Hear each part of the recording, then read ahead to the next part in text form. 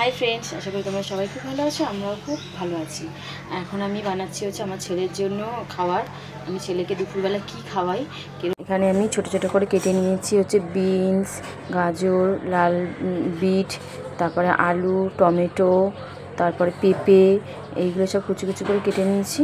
আর এখানে হচ্ছে একটু মুসুরির ডাল, মানে ডালের পরিমাণটা বেশি আছে, আর অল্প হচ্ছে গোবিন্দভোগের চাল একসাথে ধুয়ে নিয়েছি।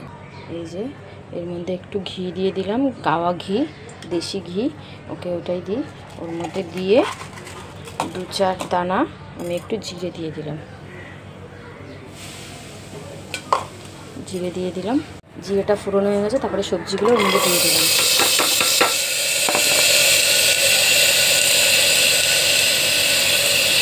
সবজিগুলো দেওয়ার পরে চাল ডালটাও দিয়ে দিলাম। জাস্ট একটু এমনি নাড়াচাড়া করে নেব।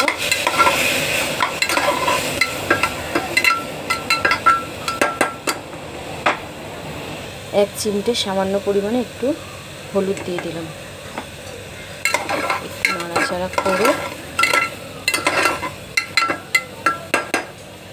এই যে জল ঢেলে দিলাম। বেশি ভাজা ভাজা করব না, জাস্ট একটু ঘিতে নেড়েই জল ঢেলে দিলাম।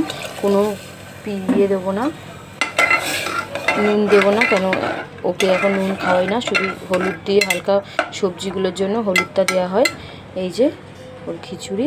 এবার আমি প্রেসারে কটা সিটি দিয়ে নেবো।